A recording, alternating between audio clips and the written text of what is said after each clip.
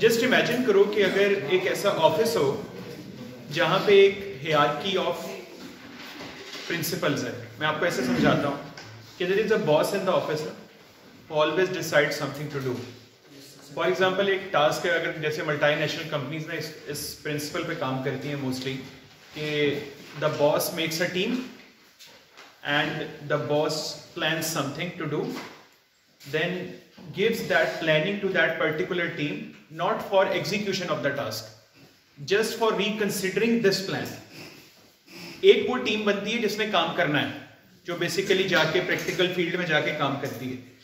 उससे पहले एक टीम ऐसी होती है जो उस बॉस की प्लानिंग को या डिसीजन को एक दफा दोबारा देखती है।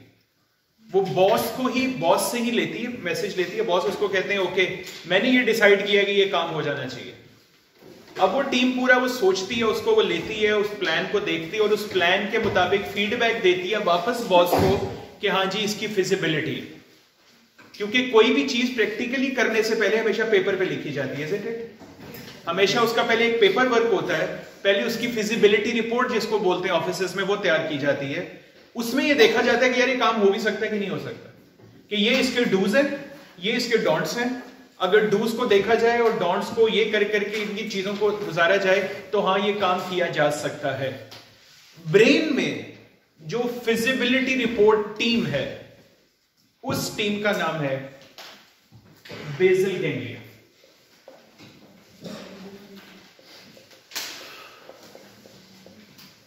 ये जो मैंने आपको थोड़ी सी स्टोरी बताई है ना, ये इसकी बेसिक ना इसके फंक्शन को समझने के लिए बहुत जरूरी है ये कॉन्सेप्ट। वरना बेसल गैंग्लिया सारा पढ़ भी लेते हैं, सारा कॉन्सेप्ट बना भी लेते हैं, लेकिन एंड में ये नहीं पता होता अच्छा ये एक्चुअली में क्या कर रहा है।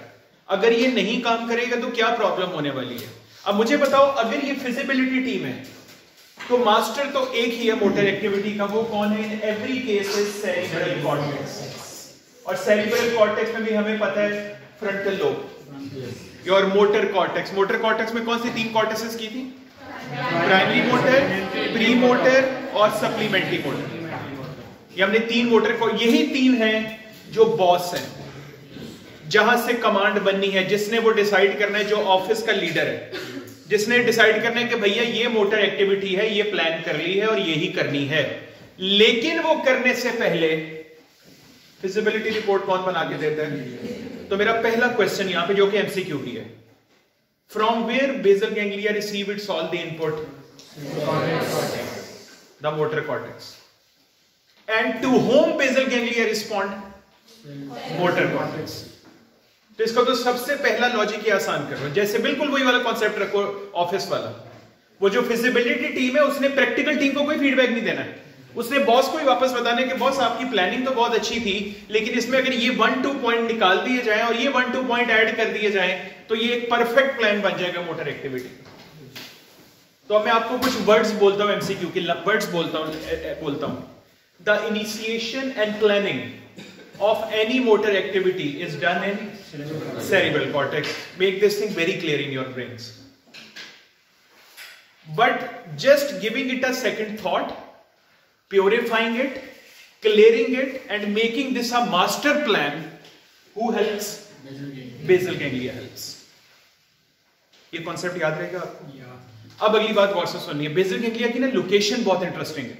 अल्लाह ताला ने बेसल गैंग्लिया को ऐसी जगह पे फिट करके रखा हुआ है कि वो वाकई ही इसके फंक्शन को जस्टिफाई करती है। अब मैं अगर आपसे एक और बात पूछता हूं, अगर ऑफिस में एक फिजिबिलिटी टीम है तो उसका ऑफिस, फिजिबिलिटी टीम का ऑफिस बॉस के ऑफिस के पास होना चाहिए, दूर होना चाहिए? पास होना चाहिए। एक्चुअली बल्कि ऐसा होना चाहिए कि शायद बॉस और उसके ऑफिस का कमरा भी सेम, दरमियान में कोई ना डोर कॉमन होना चाहिए, जो कि बाकी ऑफिस में ना खुलता हो, लेकिन उसके साथ इंटीग्रेशन बॉस कर सके, बजाय कि पहले जाके अपने सारे जितने भी उनके सबऑर्डिनेट है उनको बताना हाँ भाई ये काम शुरू कर दो। उससे पहले बॉस वहां पे जाके आपस में बात कर लेंगे, यार ये देखो मैंने प्लान बनाया है, इसको जल्दी से बताओ फिजिबल है कि नहीं, अगर फिजिबल है मुझे वापस भेजो, मैं टीम को देता हूँ, वो करेंगे। तो बिल्कुल इसी तरह अगर ये सेरिब्रल कॉर्टेक्स है ना, जैसे हम आपको पता ड्रॉ भी करते हैं कि सेरिब्रल कॉर्टेक्स का साइड सेक्शन है फॉर एग्जांपल, बिल्कुल इसके नीचे सेंटर में छुपे हुए अंदर की तरफ यहां पे पड़े होते हैं द बेसल गैंग्लिया। अच्छा, बेसल गैंग्लिया है क्या? It is a group of ganglia. And what is a ganglion? Ganglion is a structure containing the cell body of a neuron. आप इसको हमेशा ऐसे डिफाइन करते हो, मैं क्लियर कर दूं इस चीज को। तो अब मैं और एक अगली बात पूछता हूं, तो बेसल गैंग्लिया है क्या? It is a group of nuclei of some neurons, group of cell bodies of some neuron. Nucleus का मतलब यही हो गया ना, group of cell bodies of some neurons. वो कुछ बहुत पर्टिकुलर है और उनका स्ट्रक्चर बड़ा इंटरेस्टिंग, मैं यहाँ बना के दिखाता हूँ आपको। फिर आपको साइड सेक्शन है, साइड सेक्शन से देखते हैं इसको। इधर देखना है आपने, पहले मैं ब्लू में ड्रॉ कर रहा हूँ, सबसे बड़ा सबसे पहले ड्रॉ करता हूँ। एक तो दोनों हेमिस्फीयर के सेंटर में ऐसे पड़ा होता है बिल्कुल, और सबसे बड़ा ना सी शेप्ड होता है, just like this. The biggest of in size, इसको कहते हैं कॉर्डेट न्यूक्लियस, कॉर्डेट न्यूक्लियस। इस साइज में बड़ा होता है और बिल्कुल इसके अंदर की तरफ यहां पे जहां पे ये खत्म हो रहा होता है, on the frontal side, interior side की तरफ, यहां पे there is a small projection जो है which is called as putamen, the second most important nucleus of the part of basal ganglia. और मैं आपको बताऊं, अगर आप सेरिब्रल कॉर्टेक्स किसी का रिमूव करें ना, डिसेक्शन करके, just remove it, you can't even see these basal ganglia, these are so much small. ये इतने छोटे होते हैं साइज में। कॉर्डेट शायद नजर आ जाएगा, पुटामेन वगैरह तो अप्रिशिएट ही नहीं कर सको, ये साइज में इतने छोटे होते हैं। उसके बाद बिल्कुल इसी के साथ यहां पे ऐसे, बल्कि मैं कलर चेंज में बनाता हूं, ब्लैक में बना देता हूं, जस्ट लाइक दिस। यहां पे N other nucleus globus pallidus,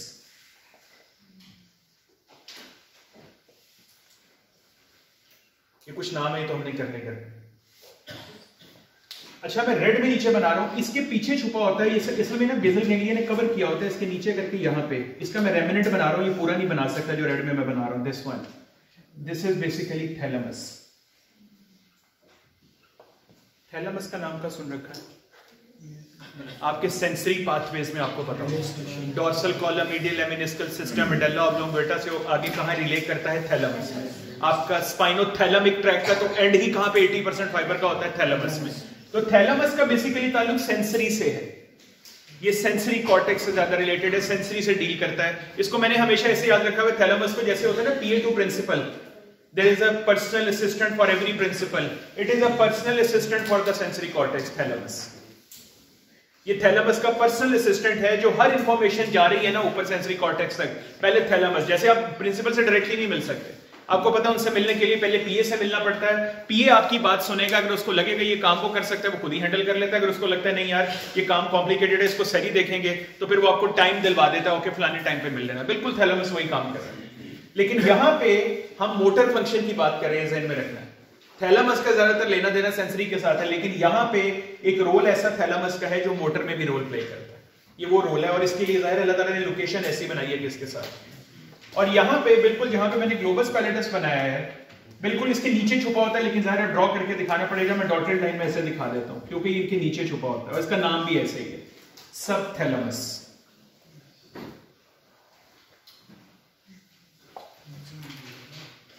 नाम देखो कैसा है, सबथैलेमस। ये थैलेमस के भी कहीं नीचे करके हो, बिल्कुल स्मॉल ग्रुप ऑफ न्यूक्लिया है। ये मैं क्या ड्रॉ कर रहा हूं? ये मैं ड्रॉ कर रहा हूं parts of the basal ganglia. ये वो फिजिबिलिटी टीम है जिसने मिलके काम करना है, सेरिब्रल कॉर्टेक्स को बताना भैया आपका प्लान अच्छा है या नहीं अच्छा, इसको चेंज करना है, इसको ऐसे ही रहने देना। And last but not the least, एक और वो बेसिकली न्यूक्लियस नहीं है सच, वो ग्रुप ऑफ फाइबर्स है, लेकिन उसको न्यूक्लियस की भी हम यहां पे वो भी मैं डॉटेड में ही ड्रॉ कर रहा हूं कि समझाने के लिए, substantia Niagara.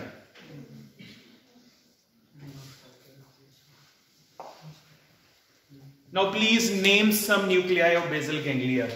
Chordate nucleus, putamen, globus pallidus, substantia nigra, subthalamus and thalamus also. ये सब मिलके एक सिस्टम बना रहे हैं और उस सिस्टम का नाम क्या है? Basal ganglia. यहां तक क्लियर है? yes. अब मैं कुछ MCQ की वैसे एनाटॉमिकल बातें हैं लेकिन फिर भी बता देता हूं। इन दोनों को मिला के the caudate and putamen, they are called striatum, क्योंकि स्ट्राइटेड मसल्स में पड़ा होगा स्ट्राइटेड अपीयरेंस, वो ज़ेब्रा स्किन नहीं होती, तो इनकी भी कुछ देखने में कॉर्डेट और पुटामेन की इकट्ठी ऐसी शेप आ रही होती है, लगता है स्ट्राइटम है, स्ट्राइटेड अपीयरेंस, तो इसलिए इनको मिला के स्ट्राइटम का नाम देते हैं। अच्छा, अब मैं लास्ट में इसके अंदर में कुछ फाइबर ड्रॉ करने लगा, उसका नाम आपने पहले सुन रखा है, ये मैं ब्लैक में ड्रॉ करता हूं। देखना फाइबर का कुछ गुच्छा सा ना ऐसे डिफ्यूज इनके दरमियान में से गुजर रहे हैं न्यूक्लिया के, इधर गौर से देखना,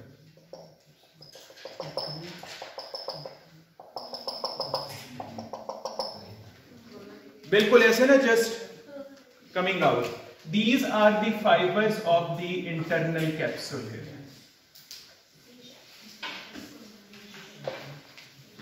फाइबर्स का नाम कोरोना आप कह सकते हैं, कोरोना रेडिएटा के तौर पे, लेकिन these are the fibers of the internal capsule. अच्छा, और मजे की बात पता है कि अल्लाह ताला ने इसको ऐसे सेट किया हुआ है कि ये कॉर्डेट, पुटामेन, ग्लोबस पैलिडस के दरमियान से फाइबर्स ऐसे निकल के जा रहे हैं. और ये वही है जो कॉर्टेक्स है, कॉर्टिको स्पाइनल ट्रैक होता है, वो नीचे जाना है, वो भी इन्हीं में से गुजरता है. मैंने आपको उस वक्त बताया था जब कॉर्टिको स्पाइनल ट्रैक होता है कि posterior part of internal capsule से होता हुआ गुजरता है. तो ये लोकेशन इनकी बड़ी अहम है. इन सब की ना लोकेशन इनको समझने की जरूरत है. यहां तक क्लियर हो गई? इसके स्ट्रक्चर की बात क्लियर हो गई है? Okay, let me move to now the two important pathways of basal ganglia जो कि आपके एससीक्यूज है.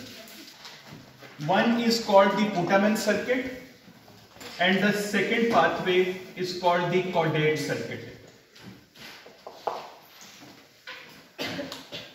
जी क्या क्या नाम है, पहले नाम कर लेते हैं. पुटामेन दो ही मेजर न्यूक्लियाई हैं जो स्ट्राइटम का पार्ट है, एक पुटामेन है, एक कॉडेट है. तो एक सर्किट वो है जो पुटामेन न्यूक्लियस से मेन डील करता है, पुटामेन सर्किट है, और दूसरा कौन सा है? कॉडेट सर्किट है. चलो इसके ना डिफरेंसेस कर लेते हैं, फिर इंशाल्लाह उम्मीद है कि हमें ये भूलेगा नहीं. ओके, जरा बोर्ड पे फोकस रखो. आपकी बुक में ये लिखा हुआ, मैं कोशिश कर रहा हूं इसको सिंप्लीफाई करूं और लेस बोरिंग करूं ताकि आप इसको याद कर सको. पहले करते हैं फंक्शन से बात शुरू. सर्किट में आपको करवा देता हूं. सबसे इंपॉर्टेंट प्रॉपर्टी यहां लेता हूं, function. Complex patterns of motor activity किसका फंक्शन है? पुटामेन सर्किट का. मेरे साथ बोलना है आपने. What is the function of Putamen circuit? The complex patterns of the motor activity. The complexity of the order. मैं उसको दोबारा ऑफिस वाले एग्जांपल में लेके जा रहा हूं. वो जो बॉस ने ऑर्डर किया हुआ है उसकी कॉम्प्लेक्सिटी को जांचता है कौन? Putamen circuit. Caudate circuit. Cognitive control of motor activity. अल्लाह करे आपको ये वर्ड याद रह जाए इसके फंक्शन लिखते हुए या बताते हुए. इसमें से अगर एससीक्यू आया या एमसीक्यू आया तो मोस्ट इंपॉर्टेंट सर्किट्स में से ना सबसे इंपॉर्टेंट एमसीक्यू इनके फंक्शंस का होता है, क्योंकि physiology is function. So what is the difference between the caudate and putamen circuit functions? Putamen circuit क्या काम कर रहा है? The complex pattern of the motor activity. और कॉर्डेट सर्किट क्या काम कर रहा है? Cognitive. What is cognition? Thinking. Thinking is cognition. अगर आपसे कोई पूछे कि यार how good is your cognitive function going on, तो इसका मतलब वो आपसे पूछना चाह रहे हैं कि आपका थिंकिंग पैटर्न कैसा है, कितना टाइम लेते हो आप किसी चीज को थिंक करके करने में बजाय इसके के बगैर सोचे जाने. तो बिल्कुल ऐसे ही ये कॉग्निटिव कंट्रोल और मोटर फंक्शन. समझ रहे हो? अब आपको दोनों का ना मिलके समझ आ रहा होगा कि हाँ, वो जो बॉस ने ऑर्डर तैयार किया है सेरिब्रल कॉर्टेक्स ने, इसने उसकी कॉम्प्लेक्सिटी देखनी और इसने उसमें जरा थिंकिंग करनी है. इसने देखना है कि ओके यार ये बॉस है जो मोटर एक्टिविटी प्लान की है, इसको आगे लेके चलना भी है कि नहीं चलना. अब अगली इसमें कुछ एमसीक्यूज है, इसके सर्किट में कुछ एमसीक्यूज है. ये तो हमें कंफर्म हो गया, ये भी मोटर कॉर्टेक्स से शुरू हो रहा है, ये भी मोटर कॉर्टेक्स से शुरू हो रहा है, और ये भी वापस उसी पे खत्म हो रहा है, ये भी वापस उसी पे. लेकिन कुछ डिफरेंसेस है. अब वो डिफरेंस आपने देखने हैं. द पुटामेन सर्किट बिगिंस, या इसके जो फाइबर्स आते हैं इसके पास, वो दो जगहों से आते हैं सेरिब्रल कॉर्टेक्स से. Pre motor plus supplementary motor, यहां से ओरिजिन है. तो कौन मिसिंग है? Primary motor. वहां से कोई इनपुट नहीं आ रही पुटामेन सर्किट को. अब यहीं पे मैं यहां पे लिख रहा हूं, कॉर्डेट बराबर में लिख रहा हूं समझाने के लिए. तीनों से आ रही है, प्राइमरी मोटर भी, प्री मोटर भी, और सप्लीमेंट्री मोटर भी. बल्कि सिर्फ इतनी नहीं, वो क्या लिखती है कि इसकी कुछ इनपुट एसोसिएशन एरिया जो कि बेसिकली सेंसरी होता है, एसोसिएशन सेंसरी एरिया, वहां से भी आ रही है, बल्कि ऑक्सीपिटल लोब से भी आ रही है जो कि विजुअल एरिया पीछे पड़ा हुआ है. तो बहुत ज्यादा डिफ्यूज किस्म की इनपुट है किसकी? कॉर्डेट सर्किट की. लेकिन पुटामेन सर्किट देखो तो इसकी सिर्फ दो जगह से आ रही है. वो कहां से आ रही है? The pre motor area and the supplementary. Pre motor का फंक्शन क्या था? Exactly, planning. तो ये समझ आ रही है कि ये प्लानिंग बनी है, और प्लान बनने के बाद किसको दे दिया गया है? पुटामेन को. यहां भी प्लानिंग भी है, लेकिन प्लानिंग के साथ साथ जो एग्जीक्यूशन करने वाला प्राइमरी मोटर है उसने भी अपने इनपुट दे दिए इसको। तो इस सबसे पहले एमसीक्यू का डिफरेंस अगर आपको आ जाए कि इन दोनों में से किस सर्किट की प्राइमरी मोटर सप्लाई नहीं है, पोटामेन सर्किट की प्राइमरी मोटर नहीं। अब इसके बाद मैं सिर्फ अपना लाइन में लिख देता हूं कि ये कैसे चल रहा है। ये अपना इनपुट देता है पोटामेन को, पोटामेन अपना इनपुट देता है ग्लोबस पैलेडिस। अभी मैं समझाता हूं इसको, आपको बहुत अच्छा समझ आएगा इसका फंक्शन। ग्लोबस पैलेडिस अपना इनपुट देता है सबथैलेमस को, subthalamus to the thalamus, and thalamus finally ends at the, जो अपनी सारी आउटपुट देता है, to the primary motor cortex. Yes, जहां से इसकी इनपुट नहीं थी, लेकिन सारी आउटपुट किसको जा रही है? Primary motor. Please revise the pathway with मी।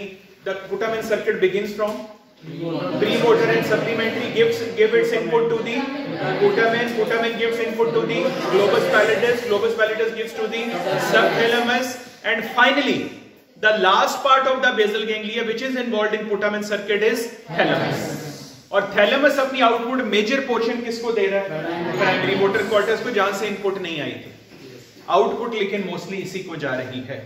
ये सारा पाथवे मिलके क्या इन आउटपुट दे रहा है इसको? The complex pattern. उसको ये बता रहा है कि तुम्हारी इस मोटर एक्टिविटी में फलाने फलाने फलाने कॉम्प्लेक्स पैटर्न्स हैं, ये पैटर्न्स अलग से प्लान करने पड़ेंगे, इसके लिए मसल कंट्रोल सेपरेट चाहिए। देखो जरूरी तो नहीं ना हर मोटर एक्टिविटी सिंपल, वैसे भी अब सिटिंग में हो, मैं स्टैंडिंग में हूं, ये कोई इतनी कॉम्प्लेक्स मोटर एक्टिविटी नहीं, लेकिन the moment I am trying to write something out, even I am talking, ये कॉम्प्लेक्स मोटर एक्टिविटी, ये इतनी सिंपल नहीं। आपको पता है, अभी आप पढ़ोगे हायर मेंटल फंक्शन में जो स्पीच का कॉन्सेप्ट है, फाबिया जी अलाई रबी को मातो गजीबान, अब मैं आपसे बात कर रहा हूं, मुझे बात करने के लिए कुछ लफ्ज चाहिए, उन अल्फाज के पीछे कुछ सेंस चाहिए, वो सेंस बनाने के लिए ब्रेन में थिंकिंग प्रोसेस चाहिए। मतलब आप इमेजिन करो कि स्पीच एक लोकलाइज्ड फेनोमेना हो ही नहीं सकता, ये यहां पे पहले कुछ वर्ड्स बन रहे हैं और वो भी किसी थिंकिंग प्रोसेस के बाद। वो कहते हैं ना, बोलने से पहले सोचो, think before you speak. Exactly speech का सारा कॉन्टेक्स्ट उसके साथ फिट होता है। और फिर उससे भी ज्यादा इंपॉर्टेंट जो मैं समझता हूं, जो सबसे कॉम्प्लेक्स बात है स्पीच की, what about language? The choice of language is very important. अगर मैं किसी पेशेंट के साथ बात कर रहा हूं, वो किसी गांव से आया है और मैं इंग्लिश में बात करने की कोशिश कर रहा हूं, I am wasting my time and his time as well, क्योंकि ना जो मैं कह रहा हूं उसको कुछ समझ ही नहीं आने वाली। वहां पे देखो बात वही है, थिंकिंग वही है। शायद मुझसे ही पूछने लगा कि आपको बुखार है, are you having fever, are you having pain, are you having something else, जो भी कंप्लेन पूछ रहा हूं, लेकिन मुझे अपनी लैंग्वेज चेंज करनी है। यही अगर मैं सऊदी अरब में जाके जॉब कर रहा हूं तो शायद मुझे अरेबिक सीख के बात करनी है। अब बात समझ रहे हो कि स्पीच का पैटर्न कितना कॉम्प्लिकेटेड है। ये कहने को सिर्फ लफ्ज निकल रहे हैं, लेकिन इसके पीछे कितना कुछ इन्वॉल्व है। बिल्कुल इसी तरह ये जो कॉम्प्लेक्स पैटर्न्स होते हैं मोटर एक्टिविटी के, इसमें पोटामेन सर्किट सबकॉन्शियसली काम कर रहा है। वो जो प्लान बनाया प्री मोटर ने, इन्होंने इसको दिया और उन्होंने निकाला कि इसमें क्या क्या कॉम्प्लिकेटेड एक्टिविटी, और वापस किसको फीडबैक दिया? प्राइमरी मोटर को, भैया अब तुम एग्जीक्यूट करने ही लगे हो, ये ध्यान कर लेना, इसमें ये कॉम्प्लेक्स पैटर्न मौजूद। अब मैं इसके यहां पे आता हूं कोडेट पे, जिसमें कि कॉग्निटिव कंट्रोल देना है।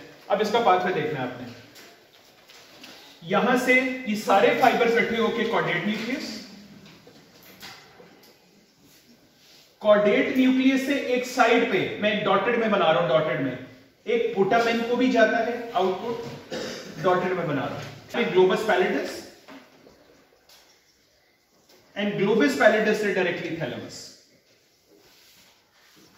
और थैलेमस से आउटपुट आती है mostly pre motor and supplementary motor, mostly output इनकी।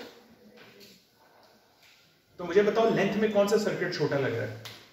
Chordate circuit, lesser nuclei involve, पहला फर्क। दूसरा फर्क ये कि कॉर्डेट सर्किट में क्या पोटामेन इन्वॉल्व है? यस, लेकिन इनडायरेक्ट स्मॉल फाइबर जा रहे हैं, मेन पाथवे में नहीं, हट के है थोड़ा सा। मुझे बताओ क्या पोटामेन सर्किट में कॉर्डेट इन्वॉल्व है? यहां पे तो है ही नहीं बिल्कुल। ये कुछ डिफरेंसेस हैं जो ज़हन में रखने हैं। और यहां पे पोटामेन को जा रहा है कॉर्डेट, फिर ग्लोबस पैलिडस, थैलेमस, मतलब इसमें और कौन बाईपास हो गया? सब थैलेमस में, वो भी बाईपास हो गया। और कौन बाईपास होगा? इवन सबस्टेंशिया नाइग्रा भी बाईपास हो गया। वो मुझे पता, मैंने यहां पे भी मेंशन नहीं किया, लेकिन यहां पे उसका रोल है, मैं उसको अलग से समझाऊंगा, वो इंपॉर्टेंट है। लेकिन वो भी यहां पे बाईपास हो गया, थैलेमस तो डायरेक्टली वापस चला गया। द कॉग्निटिव कंट्रोल, थोड़ा थिंकिंग प्रोसेस डालता है पीछे कि ठीक है बॉस ने एक ऑर्डर तैयार तो कर दिया, थोड़ा सोच भी लें इसमें कि कुछ और तो नहीं ऐड करना, कुछ निकालना तो नहीं है वो इसमें शामिल। अब मैं ऐड कर रहा हूं सब्सटेंशिया नाइग्रा, ये देखना जरा गौर से, मैं अलग से लिख रहा हूं नीचे उसको समझाने के लिए।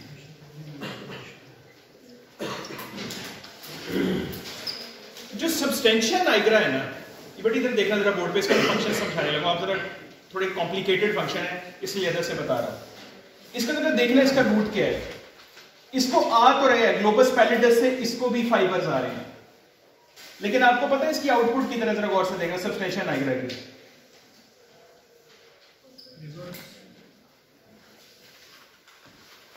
क्या समझ आई? ये सब्सटेंशिया नाइग्रा को यहां से पुटामेन सर्किट से फाइबर तो पहुंचे, लेकिन इसने अपनी आगे आउटपुट आगे नहीं पहुंचाई, लाइक सब थैलामस या थैलामस को नहीं दी, बल्कि इसने फीडबैक वापस किसको दिया? पुटामेन। अब अगली बात देखो, मैं यहां पे लिखने लगा हूं दीज फाइबर, अब मैं जरा न्यूरोट्रांसमीटर पे आ रहा हूं गौर से। These fibre giving the feedback back to putamen are dopaminergic in nature.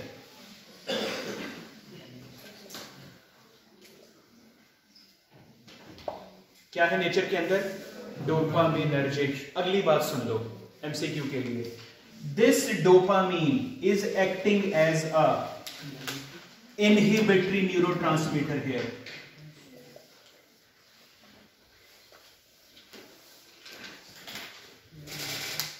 बताओ जी, सब्सटेंशिया नाइग्रा से रिलेटेड 3 बातें मैंने बताई जो डिफरेंट है। पहली बात क्या है? एक तो उसका रूट रिवर्सल, सब फॉरवर्ड में जा रहे हैं आगे, इसको जैसे मैसेज मिला लेकिन ये आगे नहीं गया, ये किसको गया वापस? पुटामेन को। एक बात। दूसरा, इसके न्यूरोट्रांसमीटर फाइबर कौन से, मतलब इसके जो एक्सॉन्स हैं वो अपने टर्मिनल पे कौन सा डोपामिन रिलीज, कौन सा न्यूरोट्रांसमीटर रिलीज करते हैं? डोपामिन। और वो तीसरी बात, वो डोपामिन नेचर में क्या है? बेटे ये बात याद रखो, डोपामिन बिल्कुल जरूरी नहीं है कि हमारे सीएनएस में इनहिबिटरी काम कर रहा हो, कई जगहों पे ये स्टिमुलेटरी भी काम कर रहा है। ये किडनी में भी बनता है बाय द वे, आपके जो एडिनल ग्लैंड की बात कर रहा हूं, किडनी से ऊपर सुप्रारीनल ग्लैंड, वहां पे भी ये एज अ स्टिमुलेटरी काम कर रहा होता है, लेकिन यहां पे एज अ इनहिबिटरी काम कर रहा है। तो मुझे बताओ क्या फंक्शन होगा इसका पुटामेन के साथ? इनहिबिटरी का मैंने एक मतलब समझाया था आपको, कंट्रोल। एग्जैक्टली, ये इसको कंट्रोल कर रहा होता है, इसको सुपर एक्साइट नहीं होने दे रहा होता, एक फीडबैक कंट्रोल साथ साथ दे रहा होता है। सिमिलरली यहां पे भी सब्सटेंशिया नाइग्रा कुछ ऐसे ही काम कर रहा है। यहां पे भी मैं इसकी बाद में लिखता हूं, ये सब्सटेंशिया नाइग्रा, यहां से भी ग्लोबस पैलिडस से कुछ फाइबर इसको पहुंचे, और ये भी नेगेटिव फीडबैक इसको दे रहा है साथ के साथ कॉर्डेट न्यूक्लियस को, इसको भी कंट्रोल कर रहा है। सेम वही डोपामीन, वही इनहिबिटरी, सेम। सब्सटेंशिया नाइग्रा का फंक्शन क्लियर हो गया? Yes sir. इसकी ये वाहिद ऐसा न्यूक्लियस है पूरे बेसल गैंग्लिया में जो रिवर्स फीडबैक है, आगे को नहीं जा रहा पीछे, हालांकि सारा का सारा बेसल गैंग्लिया फीडबैक ही है बेसिकली, ये फीडबैक ही है सेरिब्रल कॉर्टेक्स को, लेकिन सब्सटेंशिया नाइग्रा इसके अंदर एक फीडबैक, वो इसके अंदर ही काम कर रहा है। अब मैं कुछ एमसीक्यूज पे आ रहा हूं, इधर फोकस करना बोर्ड के ऊपर, कुछ एमसीक्यूज मैं यहां लिखता हूं साथ साथ। कॉर्टेक्स से जो फाइबर कॉर्डेट न्यूक्लियस की तरफ, या यहां भी कॉर्टेक्स से जो फाइबर पुटामेन की तरफ जा रहे हैं, उनमें जो मेन न्यूरोट्रांसमीटर है दैट इज एसिटाइलकोलिन। ये एमसीक्यू बता रहा हूं मैं आप लोगों को, यहां भी यहां भी।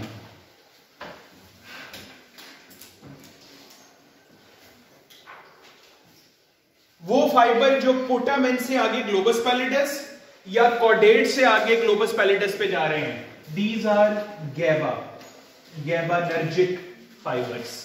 इनके न्यूरोट्रांसमीटर का नाम क्या है? Gamma aminobutyric acid. कितने न्यूरोट्रांसमीटर पढ़ लिए आपने बेसल गैंग्लिया में? 3।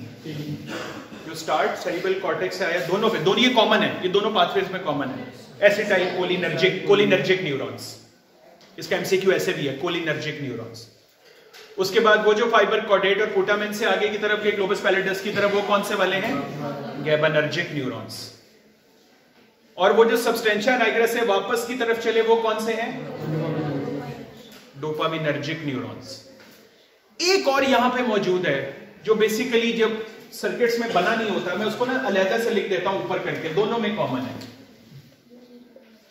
ग्लूटामेट। ये चौथा है जो यहां पे काम कर रहा है, लेकिन इसका काम ना इस तरह नहीं है कि किसी एक फाइबर से रिलेटेड हो कि भाई जो यहां से यहां जा रहे हो, उनमें ऐसा नहीं देखा गया। ग्लूटामेट कर क्या रहा है मैं अभी आपको समझा देता हूं, फिर आपको ना ओवरऑल समझ आ जाएगा। मुझे बताओ, इधर देखना है, एसिटाइलकोलिन यहां पे क्या रोल प्ले कर रहे हैं? स्टिमुलेटरी, प्लस डाल रहा हूं। गैबा तो होता ही क्या है? इनहिबिटरी, माइनस डाल रहा हूं। और डोपामीन भी ऐसा क्या रोल प्ले कर रहा है? इनहिबिटरी। तो मुझे एक बात बताओ कि अगर इन सर्किट्स के अंदर की बात की जाए, आपको स्टिमुलेशन नजर आ रही है, इनहिबिशन नजर आ रही है? इनहिबिशन नजर आ रही है।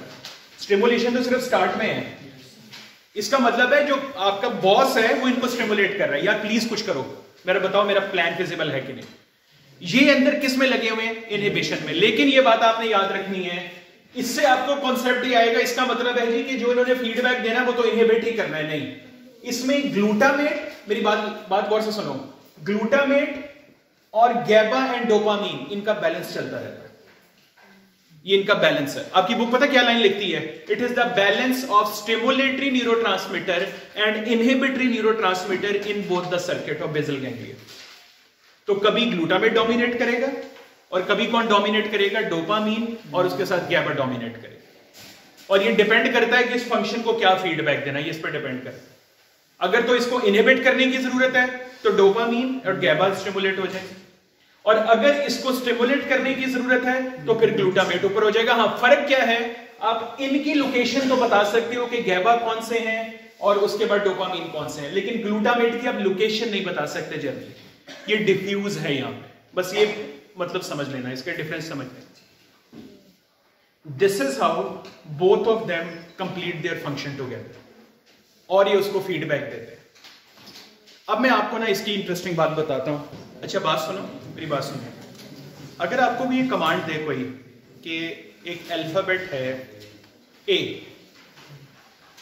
स्मॉल ए लिखना है, तो मुझे कोई बोर्ड पे कहता है, चलो मैं अपनी मिसाल दूं, मुझे कोई बोर्ड पे कहता है स्मॉल ए लिखे, स्मॉल ए। एक मिनट और से देख रहा, मैं इंटरेस्टिंग बात समझाने वाला हूं। स्मॉल ए,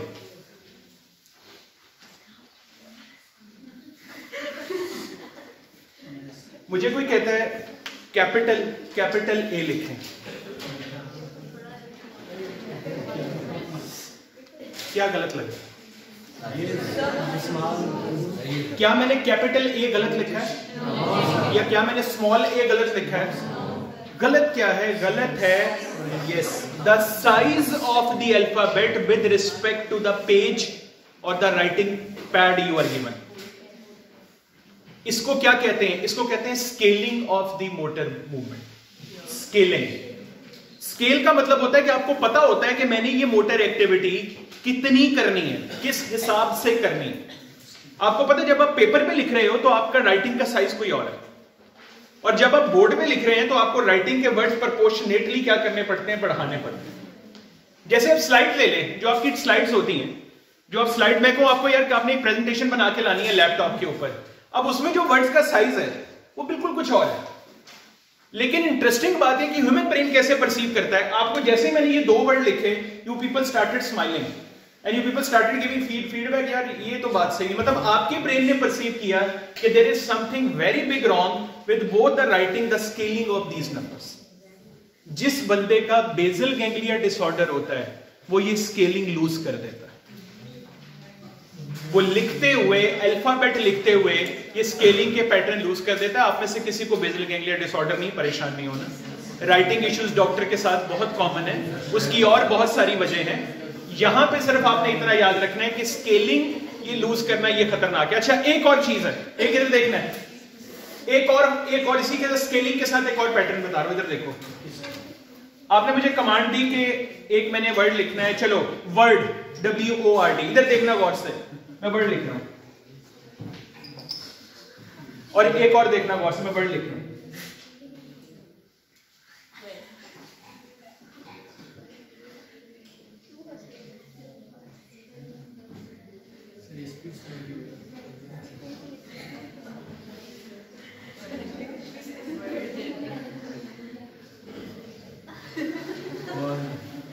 अब देखने में आप लोगों को लगा हाँ नीचे वाला थोड़ा एलिजिबल राइटिंग है और ऊपर वाली तो अनरीडेबल है, तो नीचे वाली मुझे बताओ पेपर में कौन सा पैटर्न ज्यादा कामयाब है? कोई भी नहीं, कोई भी नहीं। ये करोगे, लिख जल्दी लोगे, समझ कुछ नहीं आने वाली। ये करना शुरू करोगे, टाइम खत्म हो जाएगा, लेकिन जो आप लिखना चाह रहे हो वो पूरा नहीं होगा। This is called as timing of the motor activity. पहली एबिलिटी क्या थी? स्केल। दूसरी एबिलिटी क्या है? टाइमिंग। दोनों चीजें अप्रोप्रिएट होनी चाहिए। मेरे लिखने की स्पीड भी नॉर्मल होनी चाहिए, ना बहुत ज्यादा ओवर स्पीडिंग, ना बहुत अंडर स्पीडिंग। और जो स्केलिंग है relative to the paper size, वो वर्ड भी नॉर्मल होना चाहिए। देखा गया है जिनको बेसल गैंग्लिया डिसऑर्डर होते हैं उसमें time and scale of the motor activity is completely lost. मैं आपको ये बड़ी एक्टिविटी में बताता हूं। What if you see a line, what is the natural response? बताओ। शेर देखा, शेर, तो नेचुरल रिस्पॉन्स है कि भागना है। अब इधर देखो मेरी तरफ, मैं आपको ना बेसल गैंग्लिया के कॉन्टेक्स्ट से समझाता हूं, इधर देखना है। Your natural responses, if you are seeing a line coming from your, for example God forbid, from any side, coming from the left side, you turn away, first activity, you start running, and the third and the last activity might be you are watching for a shade or shelter or might be a tree. ये आपका अगला last response होगा। Turning, running and climbing a tree if there is a tree, और going into the shelter if there is a room और whatever. ये natural response. Basal ganglia disorder का बंदा, इसमें अब जरा इमेजिन करो, इसमें टाइम और स्केल कितना मैटर कर रहा है, आपके भागने की स्पीड कितनी मैटर कर रही है, वो सब के ट्रीज चढ़ने की स्पीड कितनी मैटर कर रही है। मैंने क्लास में पूछा कि अगर शेर आ गया तो आप क्या करेंगे? वो कहते सर हमने तो कुछ नहीं करना, जो करना शेर ने करना। मेरे ख्याल में the person was having basal ganglia disorder, कि जब आप डिसीजन करने की एबिलिटी से ही चले निकल जाएं कि अल्हम्दुलिल्लाह सर अब तो खत्म हो गया, जिंदगी इतनी ही थी, मौत तो एक दिन आनी ही है, तो कोई बात नहीं, बस लेट्स सी। लेकिन द थिंग इज कि चाहे आपको पता भी है कि आगे खुला मैदान है और आप उसको आउट रन नहीं कर सकते, बट नेचुरल इंस्टिंक्टिव तो यही है कि अब यू स्टार्ट रनिंग, वो चाहे जैसा भी आगे जो भी लिखा है। लेकिन द थिंग इज मैं आपको इसको बेसल गैंग्लिया के फंक्शन से कोरिलेट करना चाहता हूं, how much important this become. Order यहीं से आना है भागने का, टर्निंग अवे का, क्लाइंबिंग ट्री का ऑर्डर यहीं से आना है, लेकिन नीचे वो जो दोनों सर्किट्स काम कर रहे हैं वो कितना इंपॉर्टेंट रोल प्ले कर रहे हैं, इसको फीडबैक देने में कि कितना जरूरी है और कितना जल्दी करने की जरूरत है। ओके